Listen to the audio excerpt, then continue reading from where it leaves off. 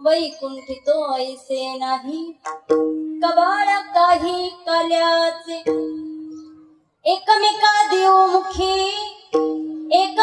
देवमुखी सुखी घालू हुंबरी वैकुंठितो ऐसे नाही कवळ काही काल्याचे तुका म्हणे वाळवंट बरवे नीट उत्तम वैकुंठितो ऐसे नाही कवळ काही काल्याचे विठ्ठल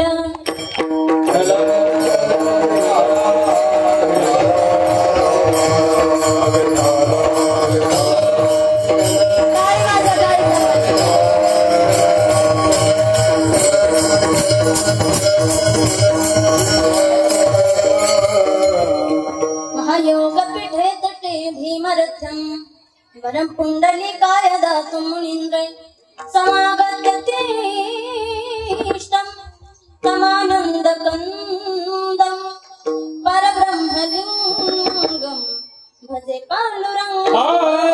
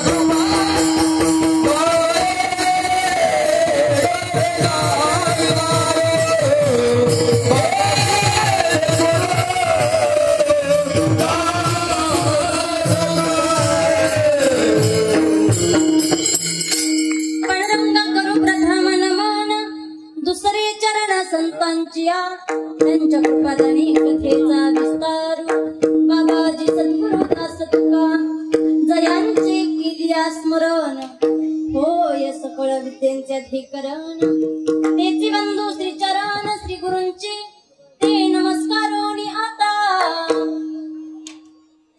उपजनिया पुढती येऊ काला खाऊ दही भात वैकुंठितो ऐसे नाही कवळ काही काल्याचे प्रस्तुत प्राप्त प्रसंगी प्राप्त स्थळी आवाज थोडासा माईकला पवित्र पावन असणाऱ्या आपल्या या वालसा नगरीमध्ये सुरू असणारा हा अखंड हरिनाम सप्ताह वास्तविकतः गेल्या 7 दिवसापासून सुंदर असा हा सप्ताह सुरू आहे। पवित्र पावन असणाऱ्या आपल्या दक्षिणमुखी मारुतरायांच्या प्रांगणामध्ये सगळ्यांच्या माध्यमातून वास्तविकतः मागच्या वर्षी सुद्धा सेवा करण्याचं भाग्य मला मिळालं होतं आणि याही वर्षी कुठेतरी मारुतीरायांचीच कृपा म्हणावी लागेल किंवा मारुतीरायांची इच्छा म्हणावी लागेल की माझं या ठिकाणी एका पामराचे कीर्तन या ठिकाणी व्हावं आणि ही सेवा मला अजून एकदा करण्याची संधी प्राप्त झाली। त्यामुळे समस्त गावकऱ्यांची मिरवणूक राहील, कारण या ठिकाणी जर पाहायला गेलं तर जागृत देवस्थान आहे महाराज आणि कार्यक्रम आम्हाला मागच्या वर्षी वाटला नव्हता एवढा मोठा कार्यक्रम आहे, पण अतिशय भव्य दिव्य स्वरूपाचा असणारा हा सप्ताह आज या ठिकाणी कार्यक्रमामध्ये जर पाहायला गेलं तर सर्वच गायक वादक, आता सर्वांची काय नावं मला परिचित नाहीत, परंतु सर्वच एकाहूनही एक कबड्डी रे, एकापेक्षा एक सर्वजण महान आहेत। दादा या ठिकाणी पखवाज वाजवायला आहेत, माझ्याच वयाचे असतील, माझ्या भावासारखे। त्याचप्रमाणे अजून या ठिकाणी माझ्यासोबत मृदुंगाचार्य आलेले आहेत, सरला बेटचे रामगिरी बाबा माहिती असतील, त्यांच्या सानिध्यामध्ये सेवा करत असतात। पण कुठेतरी मी म्हटलं चला सोबत राहुल दादांनी मला सांगितलं होतं मृदुंगाचार्य घेऊन या, त्याच्यामुळे मी दादांना या ठिकाणी घेऊन आले। अतिशय त्या ठिकाणी महाराज तेही सुंदर अशा प्रकारे मृदुंग वादन करतात, दोघंही या ठिकाणी असतील। त्याचप्रमाणे सर्व गायक वादक सर्वांचे काही नावं माहित नाहीत, पण सर्वच जण एकापेक्षा एक महान आहे। त्या ठिकाणी दादा सुद्धा शूटिंग करण्यासाठी उपस्थित आहेत, दादांनाही आभार। आज अभंग आपण सेवेसाठी निवडलाय। वास्तविकतः या ठिकाणी ज्या अध्यक्षपदी आहेत संतोष दादा, बरोबर ना का, भागवत दादा पोटे या ठिकाणी महाराज तेही नेतृत्व करतात। सर्वांच्या माध्यमातून प्राप्त झालेली ही सेवा आजचा कितवा दिवस आहे? काल्याचा दिवस, बरोबर की नाही? 7 दिवस आम्ही सप्ताह केलाय, पण आता काहीतरी आमच्या पत्रात पडलं पाहिजे, बरोबर की नाही? काहीतरी प्रसाद प्राप्त झाला पाहिजे, म्हणून आजच्या दिवशी आपण सर्वजण या ठिकाणी एकत्र आलोय।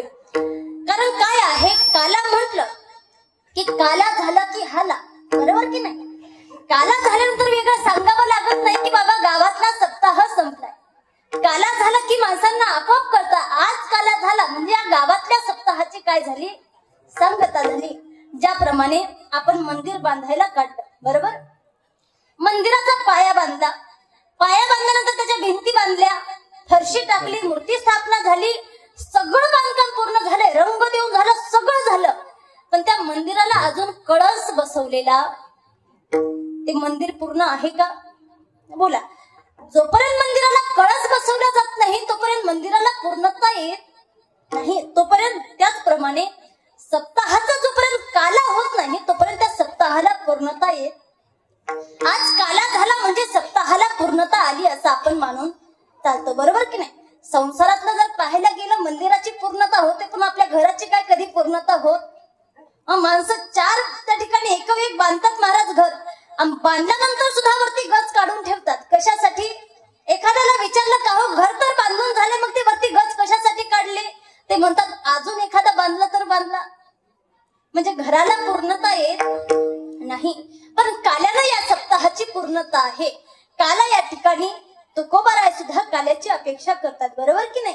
काला प्राप्त झाला पाहिजे। आज या अभंगामध्ये तुकोबाराय एका विशेष रूपानं काल्याचं वर्णन करताना आपल्याला पाहायला मिळतात आणि आपल्या वारकरी संप्रदायामध्ये अतिशय महत्व काल्याला दिलेलं आहे।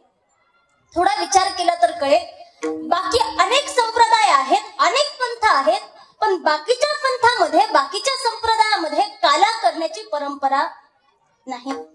आणखी थोडं सोप्या भाषेत सांगायचं म्हटलं, का काला करण्याची परंपरा नाही? तर त्यांनी काल्याची चवच चाखली नाही, आणि जोपर्यंत आपण एखाद्या गोष्टीची चव चाखत नाही, त्याचा अनुभव घेत नाही, तोपर्यंत आपण त्या गोष्टीकडे आकर्षित होतो का? नाही। मग का चव चाखायला मिळाली नाही? महाराज म्हणतात अहो त्यांना कालाच खायला मिळाला नाही। मग का हो, तुमच्या वारकरी संप्रदायातल्या लोकांना काला खायला मिळाला का? त्याची चव चाखायला मिळाली का? तुकोबाराय म्हणतात हो, आमच्या वारकरी संप्रदायातल्या लोकांना काला खायलाही मिळाला, त्याची चवही चाखायला मिळाली आणि काल्याची चव चाखायला मिळाल्यामुळं सातत्याने काला होतोय की नाही. प्रत्येक गावात सप्ताह केला की पूर्णता कशानं होते, काल्यानं. एवढं महत्व आपल्या वारकरी संप्रदायामध्ये काल्याचं आहे. विठ्ठल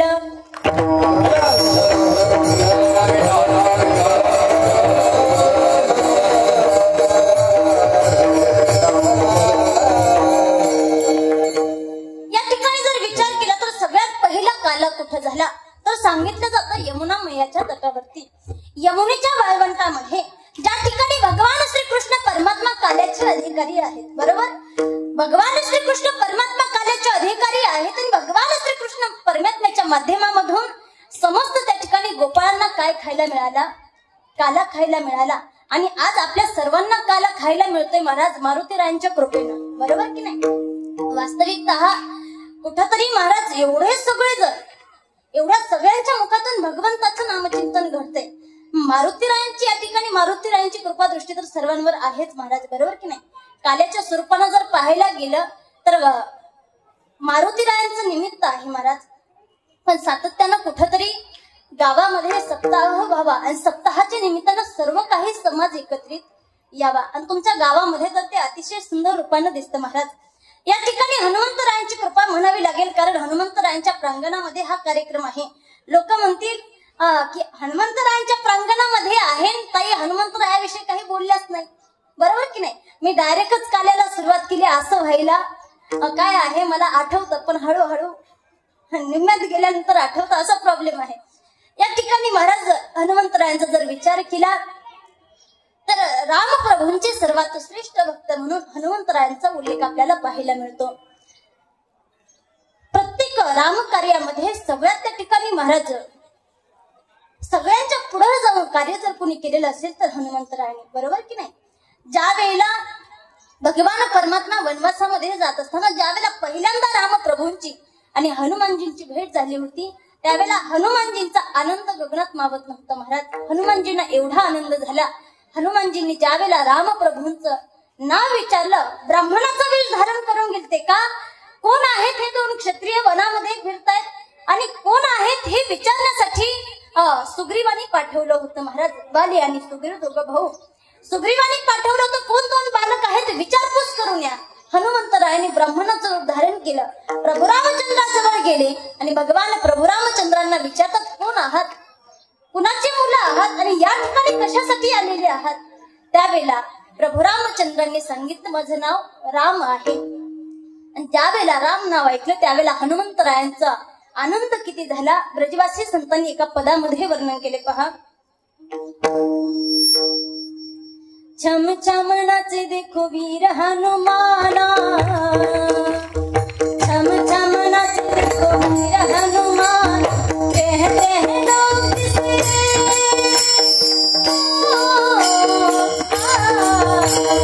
कहते हैं लोग किसे राम का दीवाना, छम छम नाचे देखो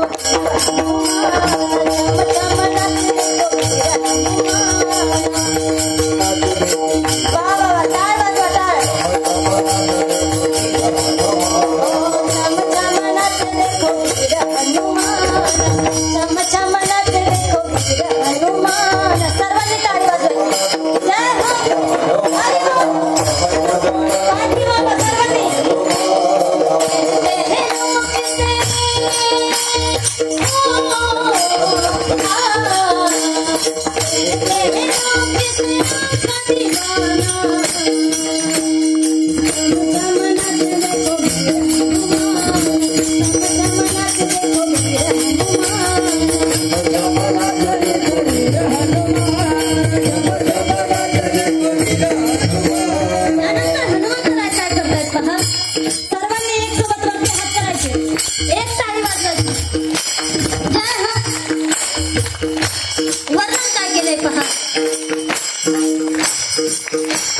नाच नाच देखो श्री राम कोरी धावे,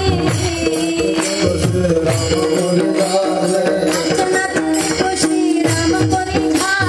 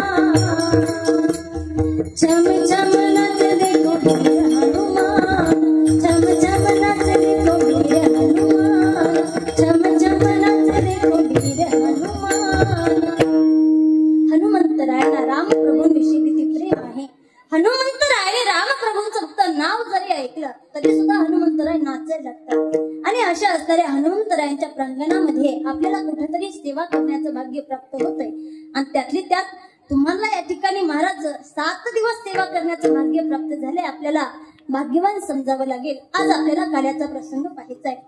काल्याच्या प्रसंगामध्ये पहिला काला कुणी केला, कुणी सांगितलं ना मी तुम्हाला. एक लक्षात ठेवायचं, कीर्तन करताना माझा स्वभाव असा आहे, मी कीर्तनामध्ये कुठला प्रश्न कुठे विचारेल काही सांगता येईल.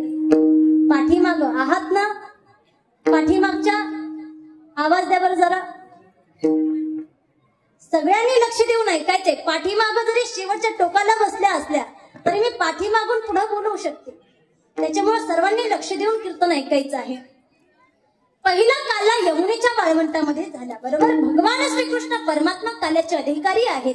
समस्त गोपाळांना त्यांनी काला खाऊ घातला. बरोबर, समस्त गोपाळांनी काला खाल्ला आणि तेच गोपाळ कलियुगामध्ये वारकरी बनून आले. बरोबर, आणि वारकऱ्यांनी पुन्हा त्या ठिकाणी अपेक्षा केली की बाबा आता आम्हाला काला सेवन करायचा. आणि मग मात्र चंद्रभागेच्या वाळवंटामध्ये एकच टाळी झाली. चंद्रभागे वाळवंटी माझा ज्ञानराज गोपाळाची लाह्या वाटी. ज्ञानोबारायांनी त्या ठिकाणी, ज्ञानोबाराय काय आहेत, अधिकारी आहेत. बरोबर, ज्ञानोबारायांनी त्या ठिकाणी महाराज वाळवंटामध्ये नामदेवरायांच्या कीर्तनामध्ये चाल म्हणण्यासाठी उभं राहावं, नामदेवरायांनी कीर्तन करावं. एवढंच नाही, स्वतः जगाचा मालक पांडुरंग परमात्मा त्या कीर्तनामध्ये टाळ घेऊन उभा राहावा. फक्त टाळ घेऊन उभा राहत नव्हते महाराज, टाळ घेऊन उभा राहिल्यानंतर जगाच्या मालकानं नामदेवरायांच्या कीर्तनामध्ये नाचावं. बरोबर, आणि एक महत्वाची गोष्ट, कीर्तनामध्ये फक्त टाळ घेऊन उभा राहायचा नाही. कीर्तनामध्ये गाये नाचे उडे आपुलिया छंदे मनाचे आनंदे आवडीने गायला पाहिजे, नाचलं पाहिजे, उड्या मारल्या पाहिजे. Naatu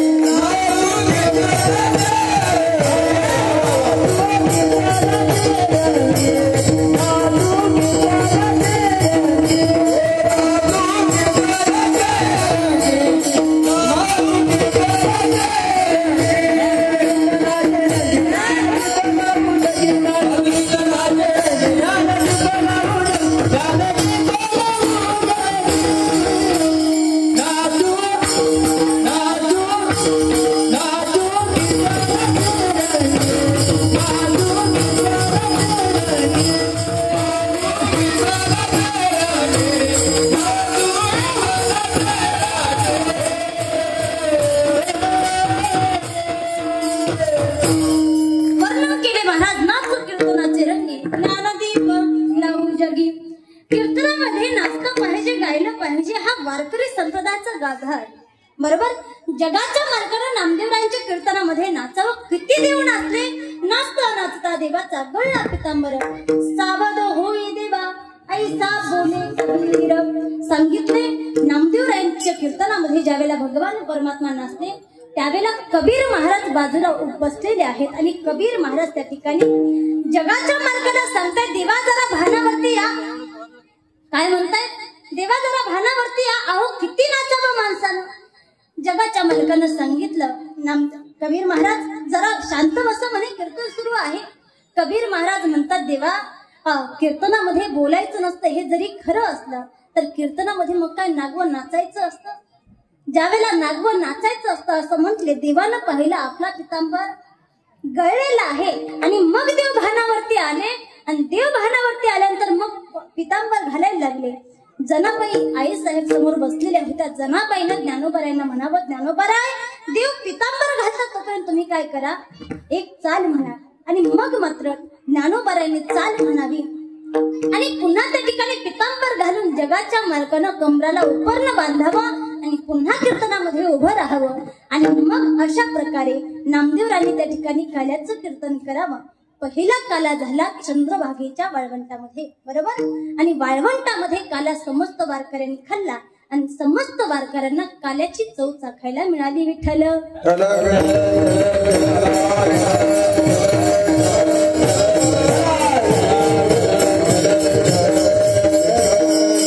वारकरी संप्रदायामध्ये 3 प्रकारचा काला सांगितलाय. पहिला काला आहे दही भाताचा काला. बरोबर.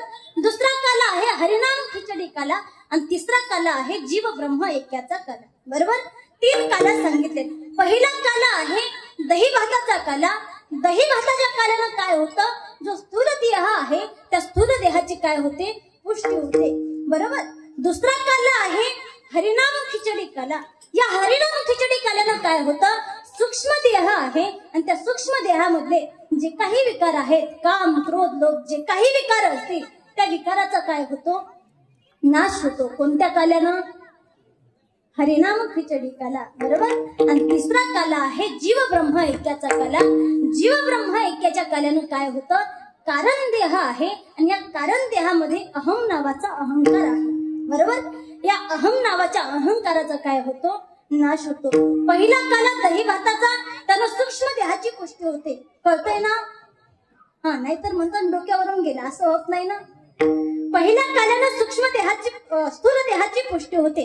सूक्ष्म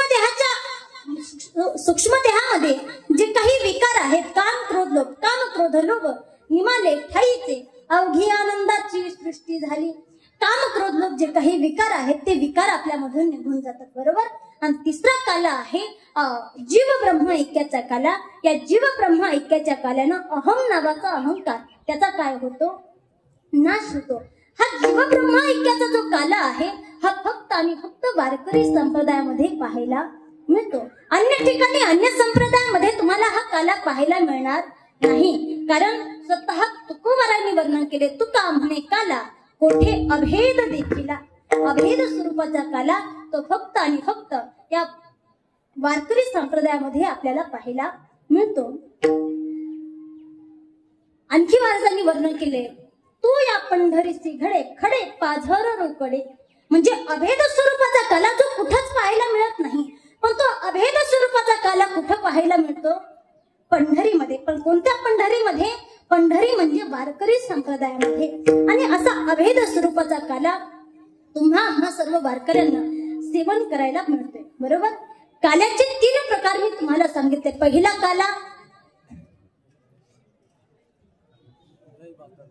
काला कोणता दही भाताचा. दुसरा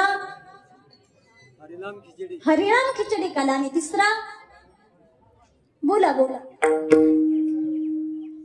लक्ष देऊ नका यासाठीच सांगते. तिसरा काला कोणता. पहिला काला दही भाताचा. दुसरा हरिनाम खिचडी काला आणि तिसरा जीव ब्रह्म ऐक्याचा काला. आलं लक्षात. कोणता जीव ब्रह्म ऐक्याचा काला. बघा विचार करा काला म्हणजे काय. वारकरी संप्रदायामध्ये हे 3 प्रकारचे काला सांगितले. पण व्यवहारिक जीवनामध्ये जरी विचार केला तर व्यवहारिक जीवनामधला काला प्रत्येकाला माहिती आहे की नाही. आता ज्यांना दात नसतील त्यांना तर नक्कीच माहिती असेल? माहिती आहे की नाही? ज्यांना दात नाहीत त्यांच्याकडे तोच पर्याय असतो महाराज, काला केल्याशिवाय खाताच येत नाही, जेवणच करता येत नाही. का दातानं चावत नाही, मग हातानंच बारीक करायचं मग खायचं, बरोबर की नाही? ज्या वेळेला दोन पदार्थ एकत्र येतात त्यावेळेला त्याला काय काय नाव प्राप्त होतं? काला. आमटी भाकरीचा काला, दूध भाकरीचा काला. ज्या वेळेला दूध भाकरीमध्ये मिसळतं त्यावेळेला दूध हे नाव जातं, भाकर हे नाव जातं आणि त्याला नाव प्राप्त होतं काला, बरोबर? आमटी ज्या वेळेला भाकरीमध्ये मिसळते आमटी हे नाव जातं, त्यानंतर भाकर हे नाव जातं, त्याला नाव प्राप्त होतं काला. अगदी त्याप्रमाणे एक आहे जीव आणि दुसरा आहे शिव.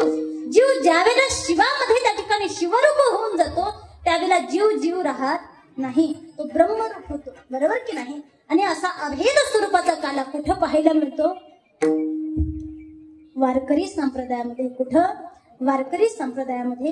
आणि असा हा अभेद स्वरूपाचा काला आम्हाला प्राप्त व्हावा यासाठी जगद्गुरु तुकोबाराय देवाकडे प्रार्थना करतात, देवा पांडुरंगा, आमच्या संचित क्रिया आणि कर्मामुळे आम्हाला जरी हा देह सोडावा लागला, आम्ही हा देह सोडायला देखील तयार आहोत, पण देवा हा देह जरी सोडला तरी आम्ही पुन्हा काय करू?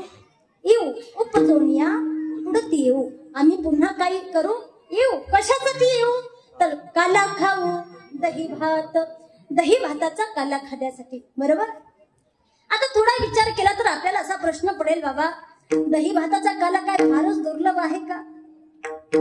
बोला, आपल्या घरामध्ये आता आपल्याला इच्छा झाली, दही उपलब्ध असेल, भात टाकला, झाला दही भाताचा काला. त्यासाठी दुसरा जन्म घ्यायची काय गरज आहे? बरोबर की नाही? काय आहे संतांमध्ये ना आपल्यामध्ये फरक आहे महाराज. संतही पुन्हा येऊ म्हणतात आणि तुम्ही आम्ही सुद्धा पुन्हा येऊ.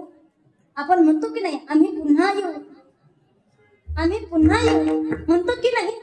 पण तुमच्या आमच्या येण्यामध्ये, संतांच्या येण्यामध्ये फरक आहे. आपण म्हणतो आम्ही पुन्हा येऊ पण त्याचा काटाच काढू, म्हणतो की नाही? आम्ही पुन्हा येऊ पण शेतीचा तुकडा आहे तो मिळवल्याशिवाय राहणार नाही, पुन्हा येऊ पण त्याचं वाटोळं केल्याशिवाय राहणार. हे तुमच्या आमचे विचार आहेत, पण संतांचे हे विचार आहेत का? नाही. संत म्हणतात आम्ही पुन्हा येऊ, पण कशासाठी?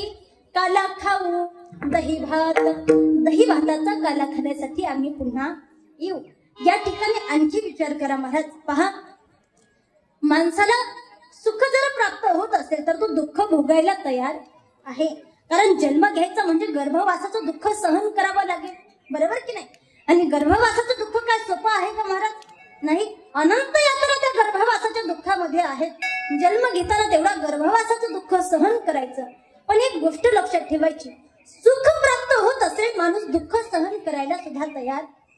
तुम्ही आम्ही सर्वजण दुःख सहन करतो, कशामुळं? पुरुष मंडळी बोला, कशामुळं?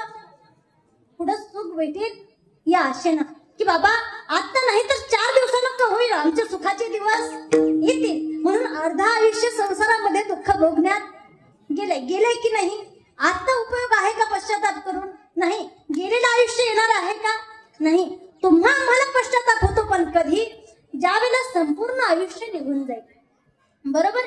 तुम्ही आम्ही सर्वजण पुन्हा त्या ठिकाणी सुख मिळेल, यापुढे सुख मिळेल, यापुढे सुख मिळेल या भावनेनं दुःख सहन करतो. तुकोबाराय म्हणतात आम्ही देखील दुःख सहन करायला तयार आहोत. कशासाठी दुःख सहन करणार आहोत? तर आम्हाला तो अभेद स्वरूपाचा काला खाण्यासाठी मिळणार आहे. का? तर हा काला वैकुंठामध्ये सुद्धा कसा आहे? दुर्लभ आहे. वैकुंठितो ऐसे नाही कवळ काही काल्याचे. वैकुंठामध्ये सुद्धा तो काला कसा आहे? दुर्लभ आहे. मग आता साधारण तुम्हा आम्हा प्रत्येकाला असा प्रश्न पडेल, का हो तुकोबाराय, तुम्ही म्हणता वैकुंठामध्ये काला दुर्लभ आहे, मग तुम्ही वैकुंठात गेले होते का? बरोबर की नाही? आता इथं बसून तर आपल्याला सांगता येणार नाही वैकुंठात काला दुर्लभ आहे म्हणून. त्यासाठी आपल्याला काय करावं लागेल? वैकुंठामध्ये जावं लागेल. तुकोबाराय म्हणतात बाबांनो आम्ही तुम्हाला सांगतोय याचं कारण असं आहे, आम्ही वैकुंठामधूनच आलोय, आम्ही वैकुंठवासी आलो याच कारणाशी वर्णन केलंय. आम्ही वैकुंठामधून आलोय आणि वैकुंठामधून आल्यामुळं आम्हाला माहिती आहे हा जो काही काल्याचा आनंद आहे, हरिनाम भजनाचा हा जो आनंद आहे, कीर्तनाचा जो काही आनंद आहे, हा फक्त या वारकरी संप्रदायामध्ये आहे, हा फक्त या मृत्यू लोकांमध्ये आहे. कारण महाराजांनी आणखी एका ठिकाणी वर्णन केले, वैकुंठी जाऊन काय बाग करावे, उगाच बैसावे मौन रूप. वैकुंठात जाऊन काय करायचं म्हणे, त्या ठिकाणी काहीच नाही का. या ठिकाणी लक्ष द्या, संतांना कळले वैकुंठामध्ये काहीच नाही आणि तुम्हा आम्हाला कळेल नाही, आणि त्याच्यामुळं कळलं नाही म्हणून आपण काय करतो महाराज, एखादा माणूस गेला की त्याच्या समोर वैकुंठवासी ही पदवी लावून टाकतो.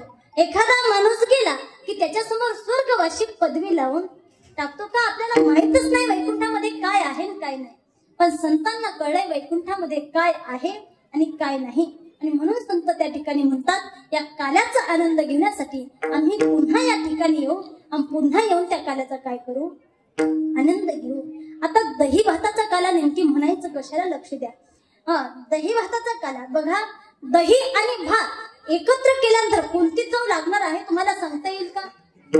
पुरुष मंडळी सांगा बरं कसा लागतो, चव सांगायची, सांगा कसा लागतो.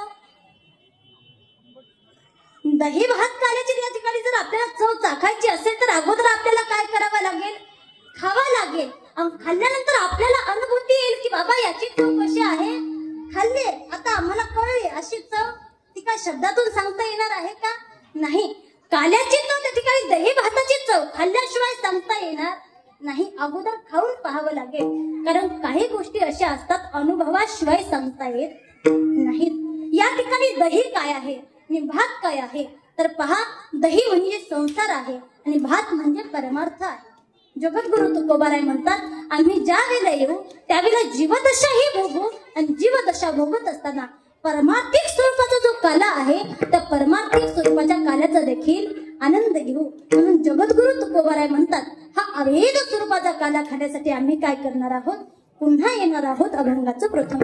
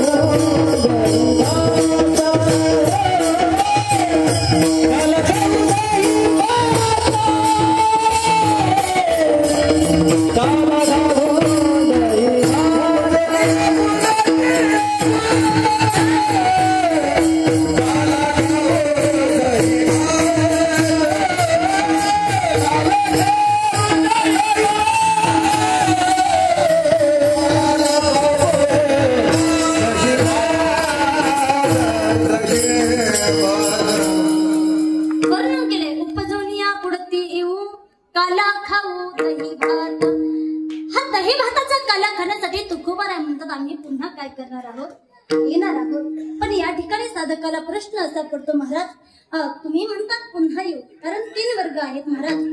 पहिला वर्ग आहे तुम्हा आम्हाला यावं लागतं ते जीवाला यावंच लागतं, बरोबर की नाही. इच्छा नाही महाराज, आम्हाला मस्त वाटतंय आम्हाला जायचंच नाही मृत्यू लोकात, पण केलेलं कर्म भोगण्यासाठी आम्हाला काय करावं लागतं, यावं लागतं. केले कर्म झाले त्याची भोगा आले, उपजले मेले ऐसे किती. केलेलं कर्म भोगण्यासाठी तुम्हा आम्हाला यावंच लागतं आणि येऊन ते कर्म भोगावं लागतं, जीवाला यावं लागतं. दुसरं आहे भगवान परमात्म्याला आणावं लागतं, बरोबर.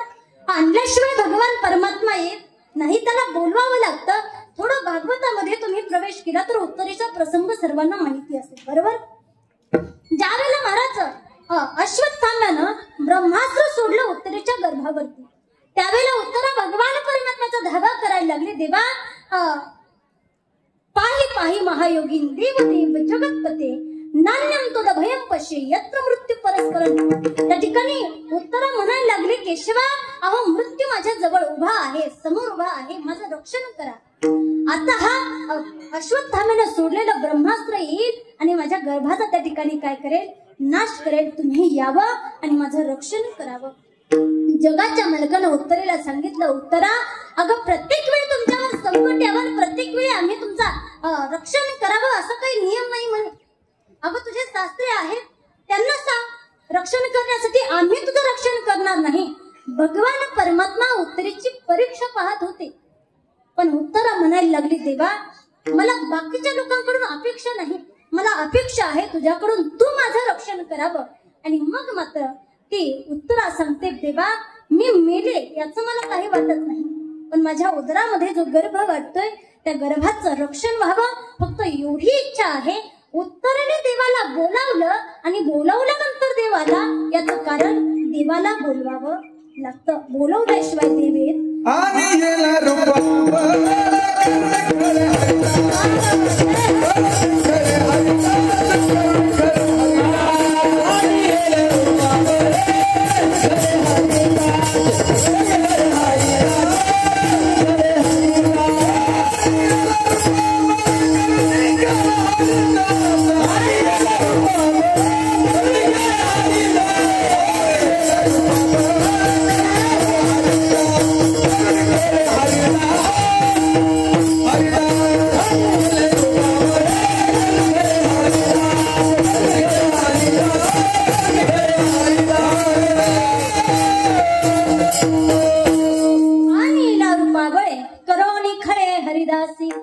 साधू संतांनी त्याला आग्रह केलाय.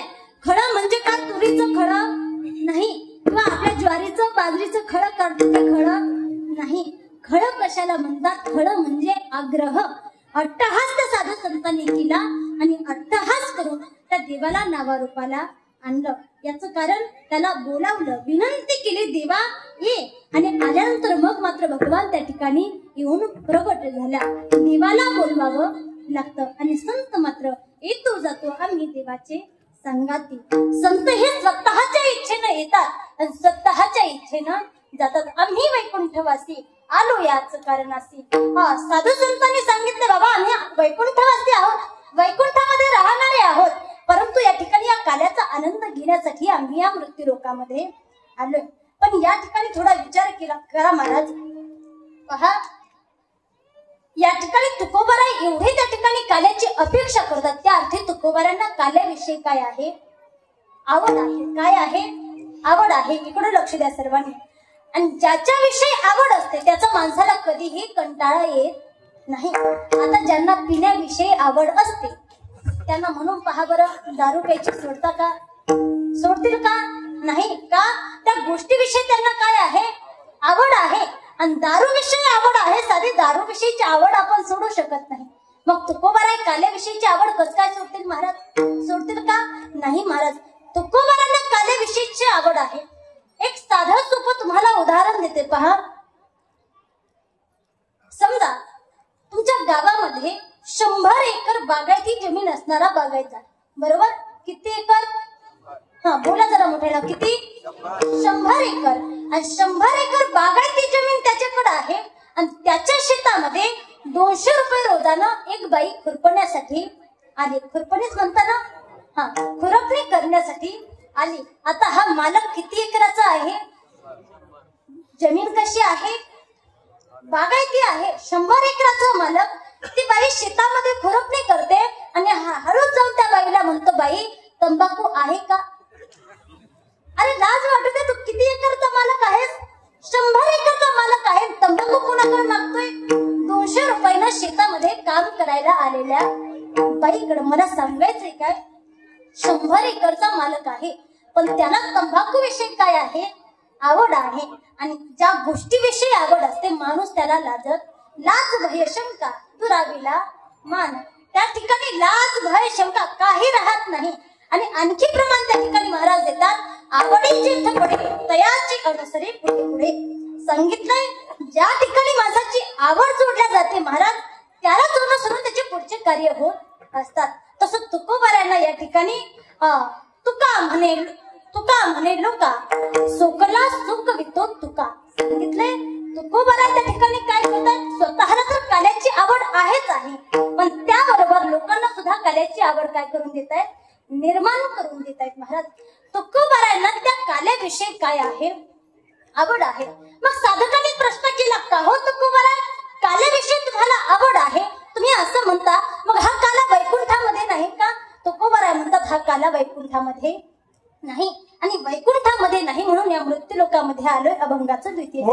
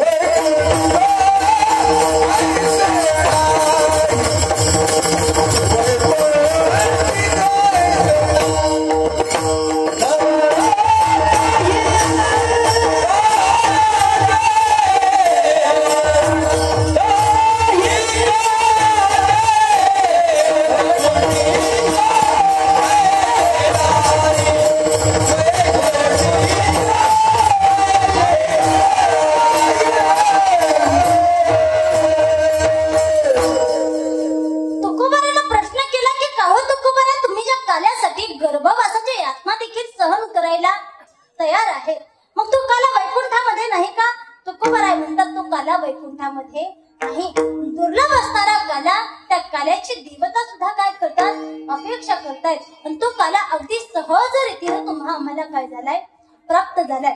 मग त्या ठिकाणी आणखी प्रश्न करतात, तुकोबाराय ठीक आहे, तुम्ही म्हणता पुन्हा येऊ कशासाठी, दही भाताचा काला खाण्यासाठी, बरोबर. दही भाताचा काला खाण्यासाठी तुम्ही येताय आणि तुम्ही सांगता की हा काला वैकुंठामध्ये कसा आहे, दुर्लभ आहे, वैकुंठामध्ये हा काला प्राप्त होत नाही, म्हणून तुम्ही या ठिकाणी या मृत्यूलोकामध्ये येताय ठीक आहे. पण आल्यानंतर एकटा काला खाणार आहात का तुम्ही. तुकोबाराय म्हणतात एकटा काला खाणार नाही, मग आम्ही काला कसा खाणार, अभंगाचं तृतीय.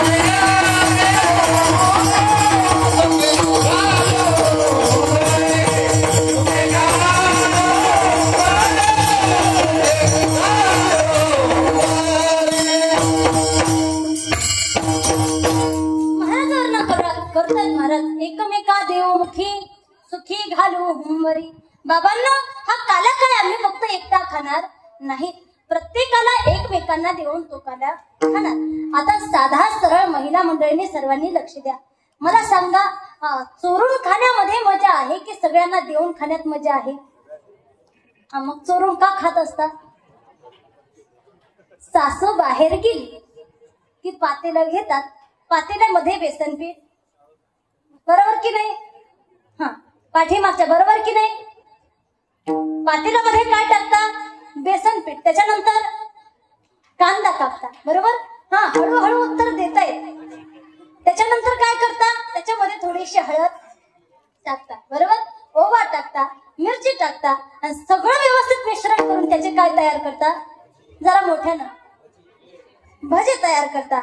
आणि आता भीती असतेच महाराज, इकडून सासू येते काय, तिकडून सासू येते काय, इकडं तिकडं पाहत पाहत तुम्ही काय करता, भजे खाता. खाता की नाही. मग हो कस काय म्हटल्या?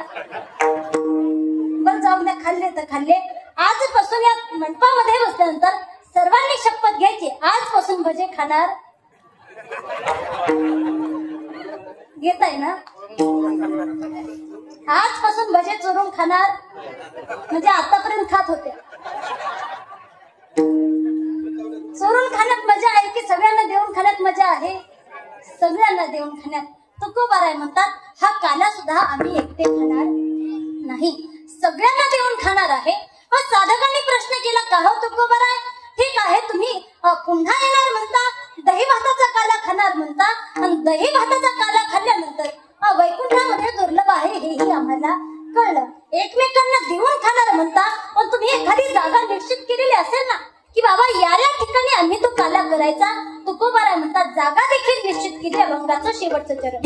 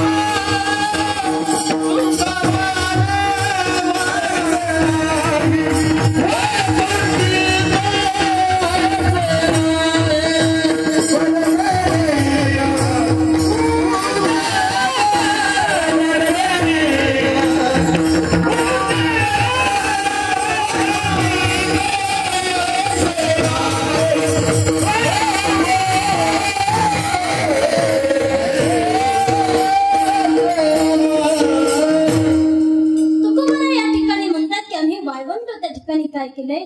निश्चित केलंय. तुका आम्ही वाळवंट बरवे नीट उत्तम. ते कसं आहे? बरव आहे, नीट आहे आणि कसं आहे? उत्तम आहे. आता या ठिकाणी पहा, पहिल्यापासून लक्ष द्या. तुकोबारा या ठिकाणी एवढं जन्म मरणाचं संकट, मृत्यूला सामोरं जायचे, पुन्हा गर्भवासाचं दुःख बघून जन्माला यायचे, बरोबर की नाही? तुकोबारांना प्रश्न केलाय, का हो एवढं सगळं दुःख भोगायला तुम्ही तयार आहात? थोडा विचार केला शास्त्राच्या दृष्टीने तर पहा, ज्यावेळेला फायदा लाभ मोठा होतो त्यावेळेला छोटं दुःख काय होत असतं? वजा होत असतं, बरोबर की नाही? मोठा लाभ झाला, छोटं दुःख काय होतं? वजा होतं. आता या ठिकाणी मला सांगा, दादा तुमचं नाव काय आहे? प्रल्हाद दादा. आता सर्वांनी फक्त, तुम्हाला जरी प्रल्हाद दादा दिसत नसते तरी फक्त बोलण्याकडे लक्ष ठेवा. आता प्रल्हाद दादा आहेत, आणि प्रल्हाद दादाने त्यांच्या घरामध्ये जेवढं काही मालमत्ता असेल, पैसे, सोनं बिनं काय असेल, सगळं काय केलंय? बँकेमध्ये ठेवलंय. आता किती ठेवलंय ते काय मी तुम्हाला सांगणार नाही, तर दुसऱ्या दिवशी जातात त्यांच्याकडे. सगळं काही बँकेमध्ये ठेवलंय, पण आता त्यांनी काही 15 अशा गुलाबी नोटा त्यांनी आपल्या कपाटामध्ये ठेवल्या. 15 गुलाबी नोटा म्हणजे किती रुपये? 20 ची नोट नाही आठवत. तुमचं आमच्यासारखं झालंय मला. किती? 30,000 रुपये. आता कपाटामध्ये ठेवले, आणि कपाटामध्ये ठेवल्यानंतर रात्री झोपलेले असताना प्रल्हाद दादांच्या घरी चोर आला. कोण आला? चोर आला. आणि चोर आल्यानंतर त्यानं कपाटाजवळ गेला, कपाटीची तिजोरी काय केली? उघडली. त्यातल्या 30,000 रुपये त्यानं बाहेर काढले, मोजले, त्याने पाहिले किती आहेत? 30च आहेत. जरा नाराज झाला. काय? नाराज झाला. बाबा एवढ्या लांबून आलोय, आळंदीवरनं इथं आलोय वाळशामध्ये, आणि दिले किती? आमचं नाही सांगत, कुणाचं सांगते? चोराचं. नाही तर आमचं टेन्शन घेतात. काय म्हणते? अरे बाबा एवढ्या लांबून चोरी करायला आलोय, पैसे किती आहेत? 30,000. मग जाऊ दे, 30,000 तर 30,000, पण हे घेऊन इथून निघलं पाहिजे. आता निघलं पाहिजे विचार केला, खिशामध्ये त्यानं पैसे घातले, आणि पैसे घालून खिडकी जवळ आला. आता लक्ष द्या, खिडकी जवळ आला, आणि त्याच्या असं लक्षात आलं प्रल्हाद दादा जागे झाले. पण प्रल्हाद दादा, तुम्हाला एक गोष्ट सांगते, तुमच्या घरी तो चोर चोरी करण्यासाठी येण्या अगोदर तो माझ्या घरी चोरी करायला आला. तुमच्या घरी चोरी करायला येण्या अगोदर माझ्या घरी चोरी करायला आला, आणि त्यांनी माझ्या घरातून 1 लाख रुपये काय केले, चोरले. आता 1 लाख रुपये चोरले खरं आहे, पण प्रल्हाद दादा उठले असं त्याच्या लक्षात आल्यानंतर तो खिडकीतून उडी टाकायला बाहेर गेला. पण घडलं असं, त्याची उडी बाहेर पडली आणि खिशामधलं 1 लाखाचं पॉकेट प्रल्हाद दादाच्या घरामध्ये. पुरुष मंडळी कुठं पडलं, मोठ्यानं मोठ्यानं. पाठीमागचे कुठं पडला, प्रल्हाद दादाच्या घरामध्ये. महिला मंडळी कुठं पडला, मोठ्यानं सांगा जरा. हा प्रल्हाद दादा तुमचं काय मत आहे? तेवढं बघा, आमचं 1 लाख रुपयाचं. आमची पण सध्या तंगी चालू आहे. तुम्हाला जर डायरेक्ट एकदा देता येत नसली काही हरकत नाही, आमचा फोन पेचा नंबर घ्या. महिन्याला हप्ता पाठवला तरी सुद्धा पाठवाल ना तेवढा. 1 लाख रुपयाचं बघा तेवढा. आता मला सांगा, प्रल्हाद दादाच्या घरातून किती रुपये गेले? 30,000 रुपये. बरोबर, 30,000 गेले. प्रल्हाद दादाने उठून पाहिलं, बाबा कपाटाचा दरवाजा काय आहे, उघडा आहे. तिजोरीमध्ये जाऊन पाहिला, 30,000 रुपये होते. 30,000 रुपये सुद्धा त्या ठिकाणी नाही. प्रल्हाद दादांना काय झालं, दुःख झालं. बाबा माझ्या घरातले 30,000 रुपये काय झालं, दुःख झालं. पण दुःख झाल्यानंतर प्रल्हाद दादा बघतात की बाबा घरामध्ये आजूबाजूला पुढं पडलेत का बघावं. आता प्रल्हाद दादाने आजूबाजूला पाहायला लागले. पाहत असताना त्यांना खिडकीजवळ 1 लाख रुपयाचं पॉकेट. आता मला सांगा, प्रल्हाद दादाने ते 1 लाख रुपये मोजले. मोजल्यानंतर त्या 30,000 रुपयाचं दुःख राहिलं असेल का?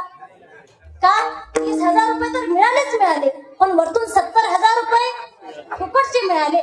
असा चोर जर तुमच्या घरी आला तर तुम्ही पोलीस स्टेशनला तक्रार करायला जाल का? नाही महाराज, नारळ श्रीफळ घेऊन याल आणि इकडं मारुतीरायांना येऊन रोज प्रार्थना कराल, देवा रोज असा एक चोर आमच्या घरामध्ये येऊ दे. बरोबर की नाही? का? कारण लक्षात घ्या, सिद्धांत लक्षात घ्या. पहा, ज्यावेळेला आपल्या जीवनामध्ये फायदा मोठा होतो त्यावेळेला छोटं छोटं दुःख माणूस बेरजेमध्ये धरत नाही. छोटं दुःख काय करतो, विसरून जातो. तसं तुकोबराय काल्याचा आनंद घेण्यासाठी यायचं म्हणताय, बरोबर.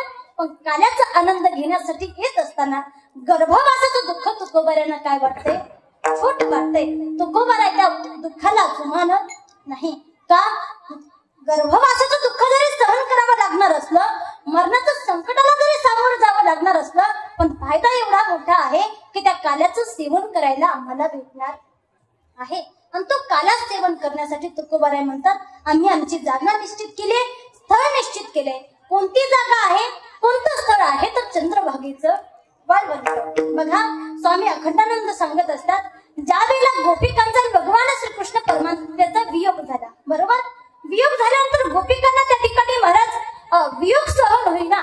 वनामध्ये फिरतात गोपिका, कोणाला शोधत, भगवान परमात्म्याला शोधत. पण खूप वेळ शोधल्यानंतर मग मात्र धावती सैराट. कारण काय, छंद गोविंदाचा. त्या गोविंदाचा छंद त्यांना लागलाय. खूप वेळ फिरल्या आणि मग गोपिकांच्या लक्षात आलं, बाबा हे काय आहे, शब्द जाल महारण्यम. सांगितले हे शब्द जालाचं अरण्य आहे, शब्दाचं अरण्य आहे. या शब्दाच्या अरण्यामध्ये आम्ही कितीही फिरलो, बडबड, शब्दाच्या अरण्यामध्ये आम्ही कितीही फिरलो तरी तो भगवान परमात्मा सापडणार नाही. भगवान परमात्म्याला शोधायचं असेल तर आम्हाला यमुनेच्या वाळवंटामध्ये जावं लागेल. आणि मग समस्त गोपिका मिळून यमुनेच्या वाळवंटामध्ये आल्या. आता यमुना म्हणजे काय आहे, भक्ती. आणि वाळवंट म्हणजे काय आहे, भक्तीचा आश्रय. माणूस ज्या वेळेला भक्तीच्या आश्रयामध्ये जातो त्यावेळेला त्याला काल्याचा आनंद प्राप्त होतो. ज्ञानाच्या आश्रयाला राहून भगवान परमात्मा प्राप्त होत. फार ज्ञान प्राप्त केलं आणि भगवान परमात्म्याला शोधायला लागले, शक्य नाही परमात्मा भेटेल म्हणून. पण भक्तीचा आश्रय जर तुम्ही घेतला तर निश्चित रूपाने तो भगवान परमात्मा भेटेल. तुकोबाराय म्हणतात, चंद्रभागेचा वाळवंट म्हणजे भक्तीचा आश्रय आहे. त्या भक्तीच्या आश्रयाला आम्ही जाऊ आणि त्या ठिकाणी जाऊन हा जो काही काला आहे, अभेद स्वरूपाचा काला, त्या काल्याचा आम्ही आनंद घेऊ. अभंगाचा सरळ सरळ भावार्थ आपल्याला काल्याचा प्रसंग पाहायचा आहे. तर पूर्वी सर्वांनी वारकरी संप्रदायाच्या नियमानुसार सर्वांनी एकदा भजन करायचे. सर्वांनी, पुरुष मंडळी, महिला मंडळी, सर्वांनी हात वरती करा. हात वरती करणं म्हणजे पूर्ण भावाने भगवंताला शरण जाणं. ज्यांना ज्यांना जायचं असेल पूर्ण भावाने भगवंताला शरण, त्यांनी हात वरती करा. बाकीच्यांना खाली ठेवले मला काही प्रॉब्लेम विठोबा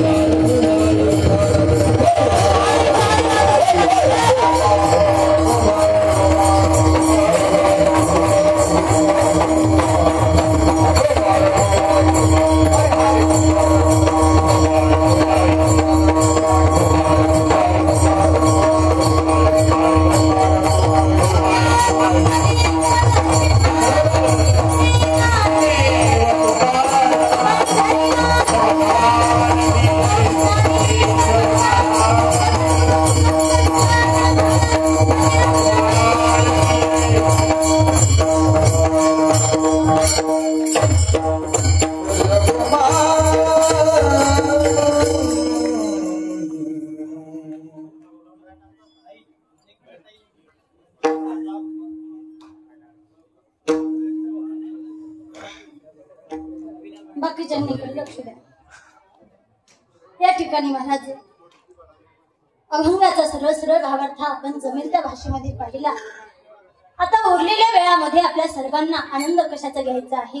काल्याच्या प्रसंगाचा. कारण काल्याचं कीर्तन म्हटलं तर चरित्र ते उच्चारावे केले देवे गोकुळी. भगवान परमात्म्यानं गोकुळामध्ये जे काही चरित्र केले त्या चरित्राचं वर्णन या ठिकाणी आपल्याला करायचं आहे. सर्वांना त्या ठिकाणी माहिती आहे भगवान परमात्म्याच्या बालपणापासूनच्या लीला. भगवंताने बालपणापासून लीला करायला सुरुवात केली, बरोबर की नाही? भगवान परमात्म्याने लीला करत असताना पहा, ज्यावेळेला कारागृहामध्ये भगवान परमात्मा प्रगट झाले, कारागृहामध्ये भगवान परमात्मा प्रगट झाल्यानंतर देवकी मातेला त्या ठिकाणी वाटायला लागलं महाराज की बाबा एवढा मोठा अष्टवर्षाची मूर्ती आपल्या समोर प्रगट झाली, बरोबर की नाही? अष्टवर्षाची मूर्ती प्रगट झाली. देवकी मातेला वाटायला लागलं बाबा लहान लेकरू भावा, लहानपणी बाळाचा जो काही आईला आनंद असतो तो आनंद मला घ्यायचाय, पण हे लेकरू डायरेक्ट कसं झालं? 8 वर्षाचं. देवकी माता बोलायला लागली अरे असं कुठं बाळ असतं का? म्हणे कोण तुला माझा मुलगा म्हणेल? भगवंताने सांगितलं माते काही गोष्टी सांगण्यासाठी मी या ठिकाणी काय झाले 8 वर्षाची मूर्ती धारण केली. म्हणजे बालपणापासूनच्या लीला सुरू झाल्या. आणि मग भगवंताने सांगितलं ज्यावेळेला मी लहान होईल त्यावेळेला मला या ठिकाणी ठेवू.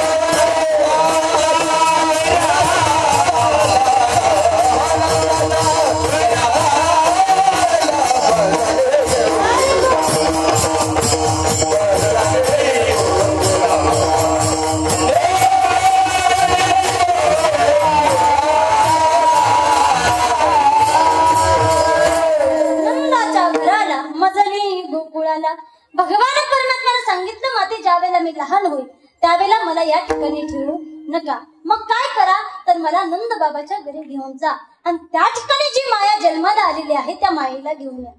आणि मग मात्र महाराज ज्या वेळेला भगवान परमात्मा लहान झाले, वसुदेवांना पुत्र प्रेम जागृत झालं आणि मग मात्र वसुदेवांनी जवळ घेतलंय आणि जवळ घेतल्यानंतर महाराज लाड करायला लागले त्या बाळाचे. पण देवकी माता म्हणायला लागली, आता मात्र हे प्रेम बाजूला ठेवा, हे वात्सल्य बाजूला ठेवा, सोडा सोडा मिठी, लपवा लपवा जग जेठी, झणी कंसासी कळेल माझ्या बाळासी मारेल. हे बाजूला ठेवा म्हणे. अहो त्या कंसाला कळला तर माझ्या याही बाळाला तो काय करून टाकेल, मारून टाकेल. आणि मग मात्र त्या ठिकाणी महाराज वसुदेवजीने पुत्र प्रेम बाजूला ठेवलं आणि मग मात्र ज्याप्रमाणे सांगितलं होतं मातेनं, श्रीकृष्ण परमात्म्यानं काय सांगितलं होतं की मला या ठिकाणी ठेवू नका, मग नंद बाबाच्या घराला घेऊन जा. घेऊन जायचंय पण जावं कसं, कारण हातामध्ये बेड्या आहेत, पायामध्ये बेड्या आहेत, ह्या सगळ्या बेड्या तोडून जायचं कसं. भगवंताने सांगितलं काळजी करू नका. आणि मग मात्र वसुदेवांनी काय केलं, उचलेला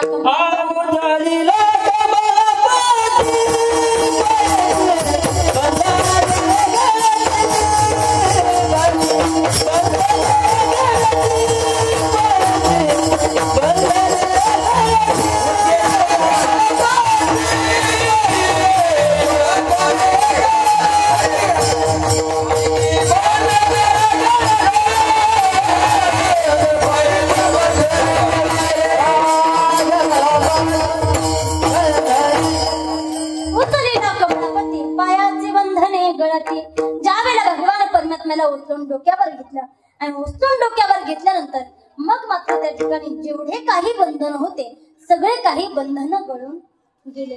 पण या ठिकाणी पहा, व्यवहारिक जीवनामध्ये जरी आपण विचार केला आपल्याला अनेक बंधन आहेत, संसाराचे बंधन आहेत, अनेकही वेगवेगळे बंधन आपल्या जीवनामध्ये आहेत. पण ज्या वेळेला त्या भगवान परमात्म्याला आपण पूर्ण भावाने शरण जाणार आहोत, त्या भगवान परमात्म्याला उचलून डोक्यावर घेणं म्हणजे काय, एकनिष्ठतेने त्या भगवान परमात्म्याची भक्ती करणार आहोत, त्यावेळेला तो भगवान परमात्मा सुद्धा आपल्याला डोक्यावर घेऊन मिरवल्याशिवाय राहणार. आणि लक्षात ठेवा, एकदा देवाला डोक्यावर घेतलं की या समाजाला डोक्यावर घेऊन नाचायची गरज पडत नाही, या लोकांचे तळवे चाटायची गरज पडत नाही. फक्त त्या भगवान परमात्म्याला आपण आपलंसं करून घेतलं पाहिजे. ज्या वेळेला त्या ठिकाणी महाराज टोपलीमध्ये घातलं, घेऊन जायला लागले. पण विचार केला, बाबा कारागृहाचे दरवाजे तर बंद आहेत, जायचं कसं. परमात्म्यानं सांगितलं, म्हणते रक्षपाळ तेव्हा मोहिनी सकळ. सगळे काही रक्षपाळनी काय केले, झोपी लावले, मायेचं आवरण टाकून सगळ्यांना झोपी लावलं. आणि मग मात्र वसुदेवजी टोपलीमध्ये कन्हैयाला घालून निघालेत कुठं, गोकुळाला, बरोबर की नाही, नंद बाबाच्या वाड्याकडे. आणि मग मात्र जात असताना यमुनेला भरती आली महाराज. आणि यमुनेला भरती आल्यानंतर भगवान परमात्मा वसुदेवजी निघाले तिथून, पण पाणी छातीपर्यंत आलं, तोंडात पाणी जायला लागलं. आणि त्यावेळेला मात्र महाराज त्या ठिकाणी भगवान परमात्म्याच्या लक्षात आलं, आपला बाप आपल्याला घेऊन चाललाय, आपला बाप उडायला लागलाय, आपण काहीतरी केलं.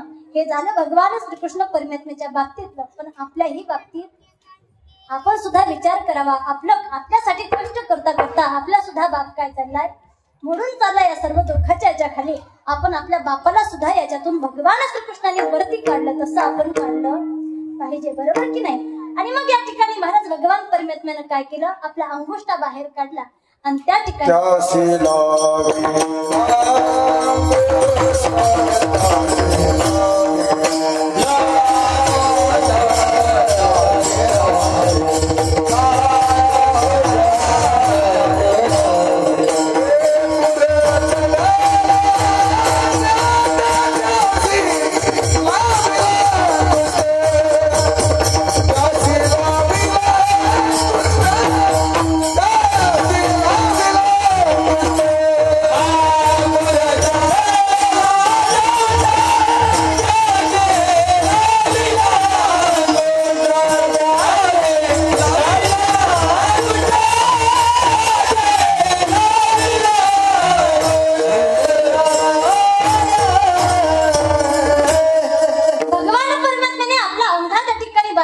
यमुना मैयाला काय केला, स्पर्श केला.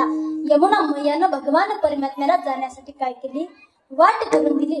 आणि मग मात्र महाराज वसुदेवजी नंद बाबाच्या वाड्यामध्ये जातात. माया त्या ठिकाणी जन्माला आलेली आहे, त्या मायेला उचलतात, भगवान श्रीकृष्ण परमात्म्याला त्या ठिकाणी ठेवतात आणि पुन्हा वापस निघून येतात.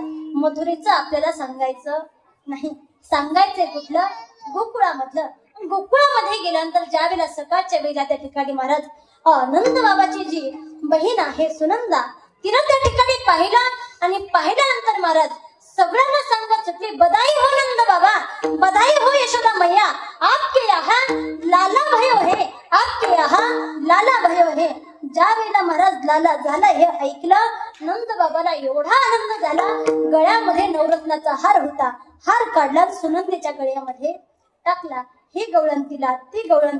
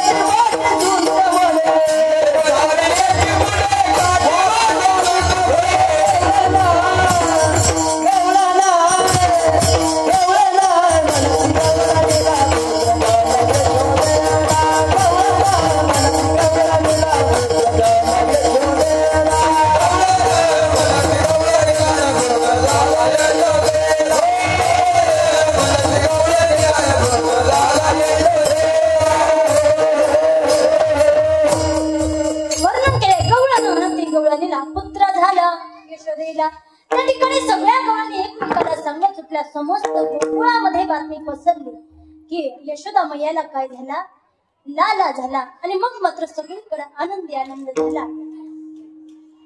गोकुळामध्ये जर परिस्थिती पाहायला गेलं, गुढिया पौराणिक ती कथा गाणे, कारण बाळकृष्ण नंदा घरी आनंदल्या नरनारी.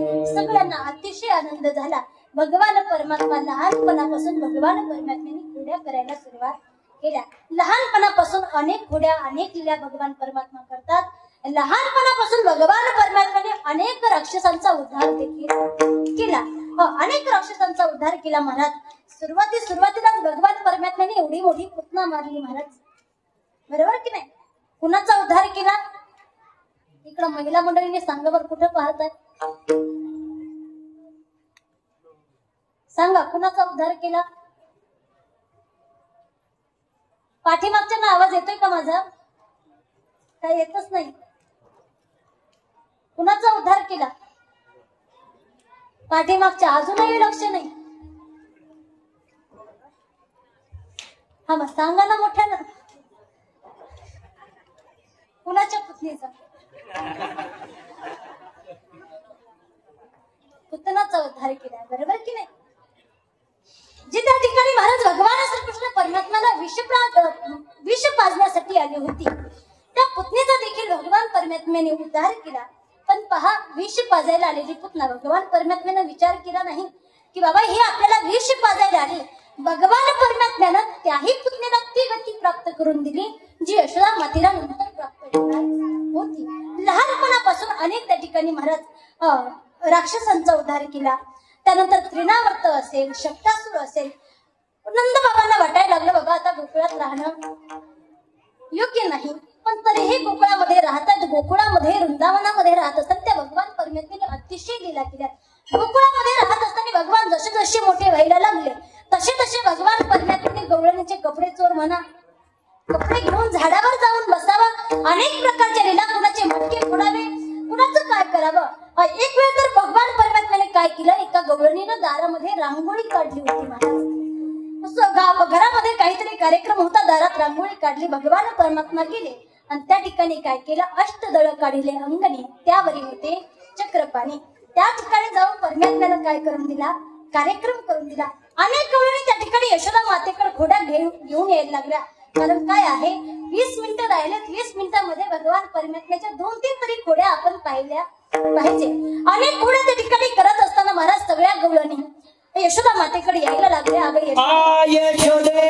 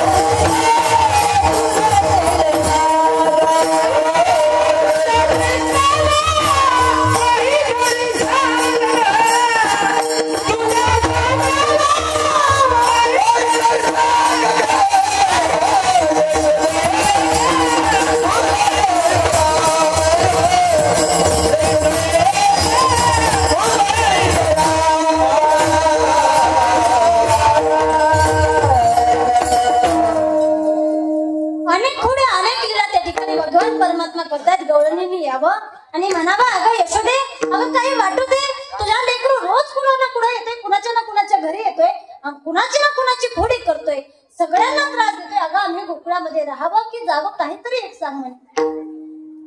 यशोदा मातानी कन्हैयाकडे पाहिलं. कन्हैयाला विचारलं, कन्हैया तू दुसऱ्यांच्या घरी चोऱ्या करतो, दुसऱ्यांना त्रास देतो. कन्हैयानं खाली मान घातली, बारीक तोंड केलं.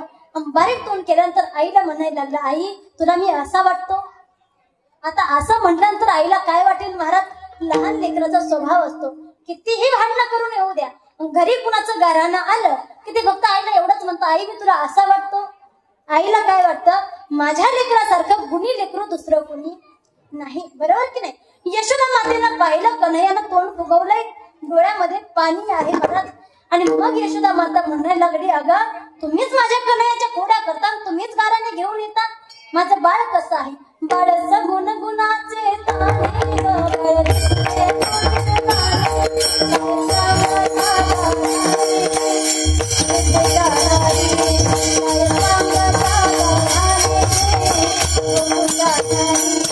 माझं बाळ कसं आहे? गोड आहे. बरोबर की नाही? तुम्ही लपवून याची तुम्ही लपवून याची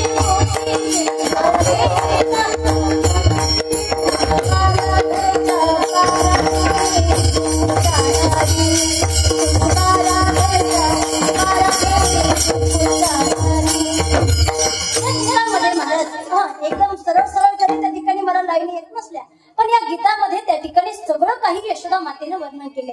सांगितलं, अगं तुम्ही मोठा ढालबाजा आहात, तुम्ही घोड्या घेऊन या ठिकाणी येता, पण तुम्ही माझ्या कन्हैयाची काय करता? खोडी काढता. मला माहिती आहे या गवळणींना यशोदा मातेने असं तसं करून वापस पाठवलं. आणि वापस गेल्यानंतर वाटेने जात असताना एक गवळण भेटली महाराज, पण ती उभ्या कानाची होती. कशी? अशी गवळण होती महाराज, तिच्या बोलण्यानं घरातला नवरा एखाद्या झाडाला आई लागावी तसा वाळून गेला होता महाराज. आता हिनं काय केलं? विचारलं गवळणीला, का ग काय झालं म्हणे, कुठे गेला होता? ती म्हटली, काय सांगावं?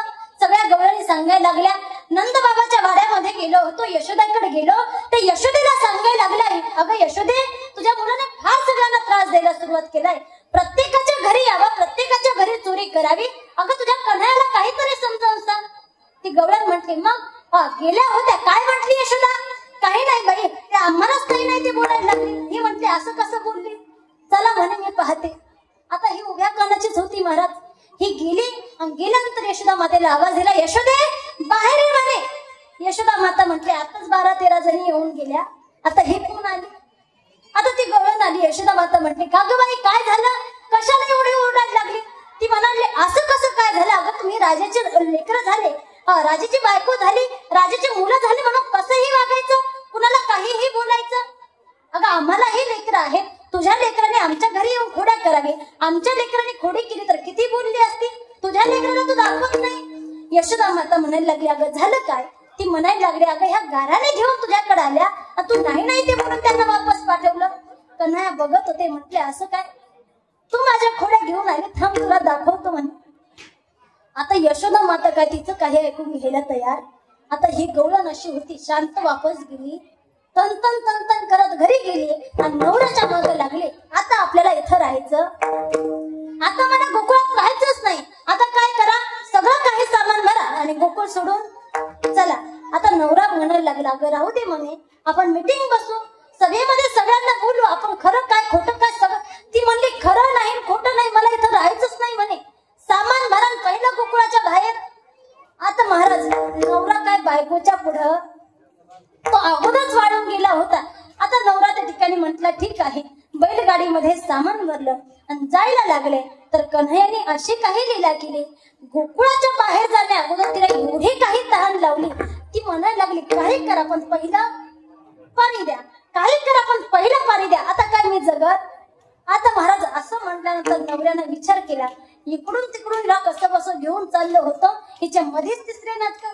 त्याने कशी बशी एक झाडी घेतली, पाणी आणायला विहिरीवरती गेला आणि गेल्यानंतर महाराज अगोदरच हात थकलेला होता. यानं विचार केला अगोदर हात पाय तोंड धुवून घ्यावं, फ्रेश व्हावं, मग बायकोला पाणी घेऊन जावं. आता हा पाणी आणायला गेला, पण इकडं कन्हैयानं केलं काय, तिच्याच नवऱ्याचं दुसरं रूप धारण केलं महाराज आणि तिच्या जवळ आला, पाणी घेऊन आला, मोकळा आला. हा पाणी आणायला गेला होता ना, हातामध्ये झारी पाणी घेऊन आला, बायकोला पाणी पाजले महाराज. हा जो गेला होता त्याच्या बायकोला कुणी पाणी पाजलं, कन्हैयाने. भगवान श्रीकृष्ण परमात्म्यानं रूप कुणाचं घेतलंय, तिच्या नवऱ्याचं. म्हणायला लागला अगं आता आपल्याला गोकुळाच्या बाहेर जाता येणार, आता आपल्याला वापस जावं लागेल. कुठं, गोकुळामध्ये. का, काय झालं, तो म्हणायला लागला काय सांगावं, पुढे भूतच भूत दिसायला लागत. अगं या गावात सगळे लोक एकासारखे एक दिसतात, आता मी पाणी आणायला गेलो त्या ठिकाणी माझ्यासारखंच एक भूत आहे म्हणे, माझ्यासारखंच भूत आहे, माझ्यासारखंच दिसतंय, आपल्याला इथं थांबून चालणार नाही. ती म्हटली मग करावं काय लागेल, म्हणे मी गाडी वळवतो पटकन इथून निघावं. आता महाराज ही गवळण म्हटली ठीक आहे म्हणे, पुढे भूतांच्या नादी लागण्यापेक्षा इथून मागं निघलेला बरं. आता गाडी घेऊन मागं जायला निघले, बिचारा कसं बसं पाणी घेऊन विहिरीच्या वरती आलं आणि याला पाहिलं आपली बायको दुसरं कुणीतरी घेऊन. आता महाराज कसं बसं पळत पळत आलं, मोठ्यानं आवाज यायला लागला, अरे कोण आहेस तू, बायको माझी आहे, गाडी माझी आहे, बैल माझी आहे, तर कुठं चालला. कन्हैया म्हणायला लागले बघ तुला सांगितलं होतं माझ्यासारखा दिसतोय, माझ्यासारखा बोलतोय, बघ ते भूत बोलतोय म्हणे. आता तो कसा बसा जवळ आला, गाडीतल्या श्रीकृष्ण परमात्म्यानं जे रूप घेतलं होतं तिच्या नवऱ्याचं खाली ओढलं, दोघात भांडण लागले. कन्हैया त्याला म्हणायला लागले बाबा तुम्हाला खाली ओढलं खरं आहे, पण दोघात तिसऱ्याचा लाभ नक्की होणार. मग कन्हैयानं काय केलं, तिच्याच नवऱ्याचं तिसरं रूप धारण केलं आणि तिसरं रूप धारण करून कुठं बसला, गाडीमध्ये, गाडी घेऊन निघाला. आता हे तिघं सुद्धा पुढे आले नंद बाबाच्या वाड्यामध्ये आणि नंद बाबाच्या वाड्यामध्ये आल्यानंतर प्रत्येक जण म्हणायला लागलं बायको माझी आहे, दुसऱ्यानं म्हणाव बायको माझी आहे आणि तिसऱ्यानं पुन्हा म्हणाव बायको. हा तिघांनी म्हणाव बैल कुणाचे आहे, माझे आहेत, बायको माझी आहे, गाडी माझी आहे. नंद बाबाला कळालं नेमकी बायको कुणाची, गाडी कुणाची, बैल कुणाची. पण नंद बाबांच्या लक्षात आलं, नंद बाबांनी विचार केला काय करावं, यातलं खरं काय खोटं काय कसं कळणार. फार मोठा असा लांब खड्डा खणला महाराज आणि नंद बाबांनी सांगितलं जो या खड्ड्याच्या पलीकडे उडी मारेल त्याची बायको, त्याची गाडी, त्याची बैल. आता महाराज जे खोटे होते त्यांना काय विचार करावा लागतोय, त्यांनी या कडेला उभा राहिले, पटकन पलीकडल्या कडेला उडी घेतली, दोघांनीही उडी घेतली. पण हा जो तिसरा होता हा 10 फूट मागत जायचा, पळत पळत यायचा, खड्ड्याच्या कडेवर उभा राहायचा आणि पुन्हा विचार करायचा बाबा उडी पलीकड जाईल का, काय विचार करायचा उडी पलीकड जाईल का. पण याची काही हिंमत होत नव्हती, पुन्हा आणखी तेवढ्या स्पीडनं मागं जायचा, पुन्हा पळत यायचा आणि पुन्हा तोच विचार करायचा. यानं विचार केला, डोक्याला हात लावले, खाली बसला, म्हटलं हे काय आपल्याच्यानं शक्य का. त्यानं विचार केला इकडून तिकडून हिंमत करावी, उडी टाकायला जावी, उडी जर खड्ड्याच्या मध्ये पडली हातपाय मोडल्याशिवाय राहणार नाही. यानं विचार केला जाऊन द्या, बायको गेली तर दुसरी करता येईल, बरोबर की नाही पुरुष मंडळी. चान्स गेला आता तुमचा, आता काय उपयोग. त्यानं नंद बाबाला सांगितलं, बाबा मला बायकोही नको, मला गाडीही नको, आणि मला बैल सुद्धा नको, कारण मी यांना मिळवण्याच्या मागे लागलो तर मी जिवंत राहतो की नाही, मी जिवंत राहिलो नाही तर गाडीचं बंगल्याचं बायकोचं काय करावं मी, मला गाडी बैल नको. आणि मग नंदबाबांच्या लक्षात आलं की हे जे उड्या टाकणारे होते ते आपले होते, आणि हे गाडी बैल आणि बायको कुणाचं आहे, ह्या गृहस्थाचं. त्याला त्याची बायका त्या ठिकाणी गाडी बैल दिले आणि सांगितलं, बाबा पुन्हा काय माझ्या कन्हैयाच्या नादात लागू नका. कन्हैया त्या ठिकाणी नंदबाबा निघून गेले. आणि मग मात्र कन्हैया त्या गवळणीला म्हणायला लागले, काय माझे घराने घेऊन आली होती, कसे वाटले आता, आता पुन्हा लागशील माझ्या नादाला. अनेक गाऱ्हाणे अनेक खुड्या त्या ठिकाणी केल्या महाराज. भगवंताने सगळ्या गोपाळांना एकत्र केलं. गोपाळांना एकत्र करून गोपाळांना सांगितलं, बाबांनो आपल्याला काल्याचा आनंद घ्यायचा आहे. काल्याच्या प्रसंगामध्ये सर्वांनी कथा भाग ऐकलेला असेल. वस्त्रगाळ माती जवळ घेतली, काठी घेतली, बरोबर की नाही, सराटी घेतले, निघाले त्या ठिकाणी महाराज. निघाल्यानंतर त्या ठिकाणी पहा पिंद्या होता. पिंद्या म्हणायला लागला, कन्हैया एवढंच सगळं साहित्य घेतलं कशासाठी. कन्हैयानं सांगितलं आपण जाऊ त्या ठिकाणी, पण गेल्यानंतर त्या गवळणींना चोरी करताना आपल्याला पाहिलं तर तिचं पळणं कसं, आपलं पळणं कसं, आपल्याला पकडल्याशिवाय ती राहणार नाही. मग काय करायचं, गवळण उठली आणि आपल्या पाठीमागं पळायला लागली. मग आपण काय करायचं, तिच्या डोळ्यामध्ये माती. आता हा पेंद्या म्हटला ती चष्मा लावून आली, मग झोपताना चष्मा लावूनच झोपता का तुम्ही, नाही ना. चष्मा लावून आली, मग कन्हैयानं सांगितलं पुढचा उपाय आहे, चष्मा लावून आली तर तिच्या समोर सराटे फेकायचे. पेंद्या पुन्हा म्हटला ती चप्पल घालून आली, मग आता तुम्ही चप्पल चष्मा घालूनच झोपता का. समजा तुमच्या घरी जर चोर आला तर तुम्ही म्हणता का बघू दे माझी चप्पल, मग चोराला बघते, अगोदर चोराच्या पाठीमाग पळता, बरोबर की नाही. कन्हैयाने पेंद्याला फार समजावून सांगितलं. पेंद्याने ऐकलं, सगळेजण गेले.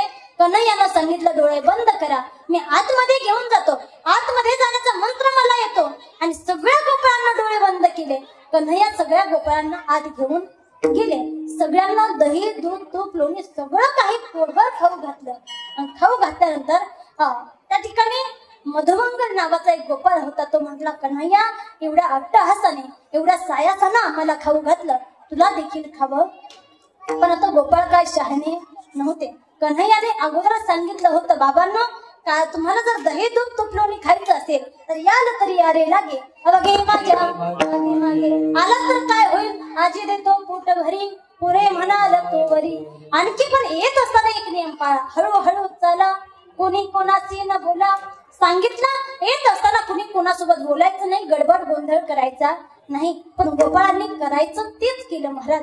गडबड गोंधळ केला, गवळण जागी झाली. आणि जागी झाल्यानंतर कन्हैयानं पाहिलं आणि कन्हैयानं सांगितलं, गोपाळांना डोळे बंद करा. आता पेंद्यानं केले असतील का. पेंद्या म्हटलं, हा काय स्वतःला शहाणा समजतो. येताना म्हटलं डोळे बंद करा, मंत्र येतोय आत घेऊन जातो, आता म्हणतोय मंत्र येतो बाहेर घेऊन जातो, आता मी डोळे बंद करणार. एक काम करतो, अर्धेच डोळे बंद करतो, पाहतो कन्हैया कोणता मंत्र म्हणतो. कशासाठी लक्षात आलं तुमच्या. आपल्या गावामध्ये मंडळ असतात की नाही, पण मंडळामध्ये असे काही मंडळ असतात, ती मंडळामध्ये राहतात आणि स्वतःच वेगळं मंडळ तयार. पेंद्यानं विचारतोच केला, आपण मंडळामध्ये आहोत पण मंत्र माहित करून घेऊ आणि पुढच्या वेळेस आपलं स्वतःच मंडळ तयार करू. कशाला कन्हैयाच्या सोबत जायचं.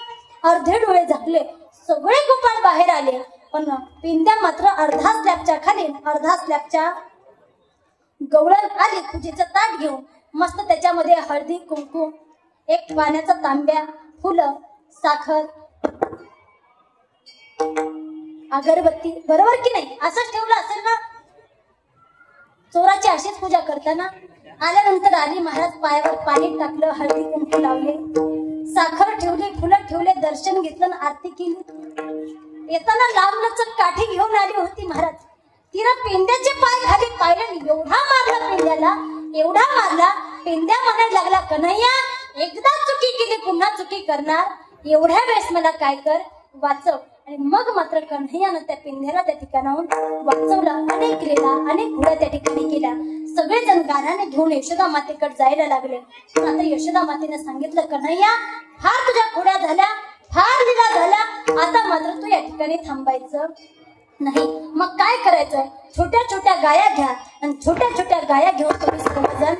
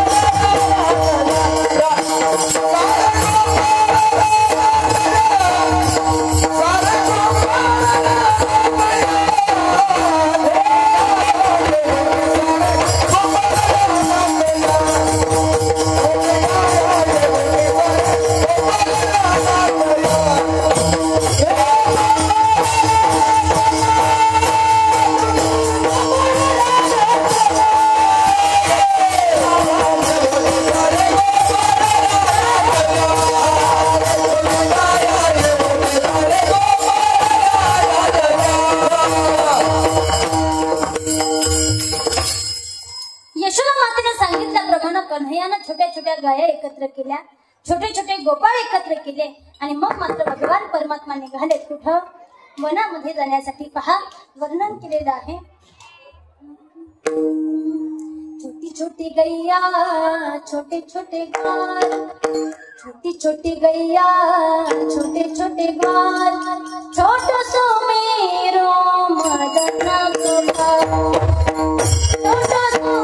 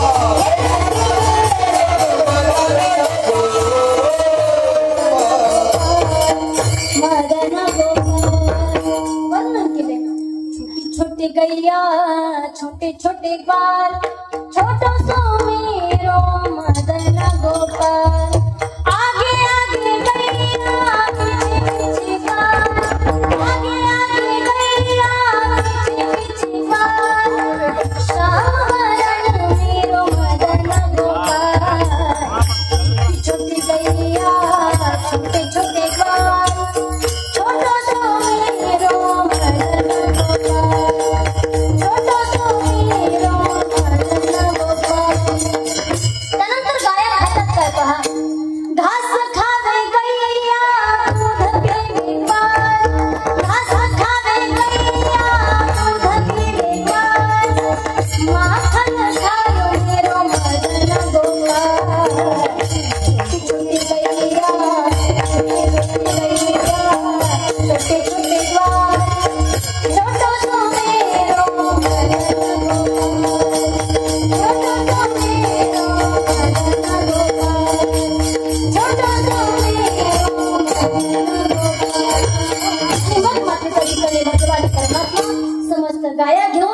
समस्त गोपाळ घेऊन कुठे जातात? वनामध्ये. वनामध्ये गेल्यानंतर सुद्धा भगवान परमात्मा अघासूर बकासूर अनेक त्या ठिकाणी राक्षसांचा काय करतात? उद्धार करतात. आणि त्यानंतर भगवान परमात्मा वनामध्ये अनेक प्रकारचे खेळ खेळतात.